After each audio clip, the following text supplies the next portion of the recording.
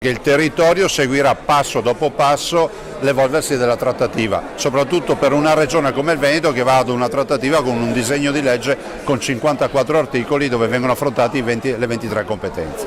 No, in Veneto a quel tavolo non ci sarà perché sta approvando il disegno di legge, le altre due regioni non vanno con un disegno di legge, cioè non vanno con un contratto per la trattativa ma ci vanno con una mozione. Sono due percorsi differenti ma noi in dote portiamo un lavoro di 5 anni, cosa che magari gli altri non hanno fatto. La legge prevede che la regione firmi l'intesa con il governo, quindi la trattativa sarà sempre one to one, cioè uno ad uno.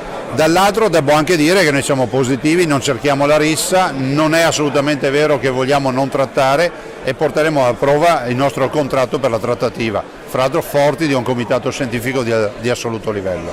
A loro ci aiuteranno a dare legalità e senso a quello che noi proponiamo, in maniera tale che il confronto sia un confronto ad altri livelli. Se andare a trattare significa darsi pacchi sulle spalle, noi non firmeremo mai ovviamente l'intesa.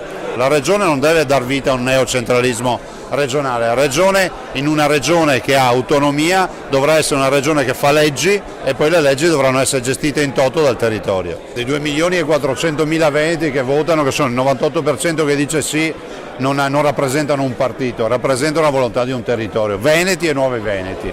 Presentiamo un progetto unico che vale per tutti nel senso che i governi siano di centro-sinistra, di centro-destra, dei grillini o di altre formazioni, noi diciamo che vale per tutti. La perplessità dei 9 decimi la potrebbero tirare fuori a Roma, ma non sicuramente qui in Veneto. Trovo strano che dei veneti si pongano il problema di chiedere di meno.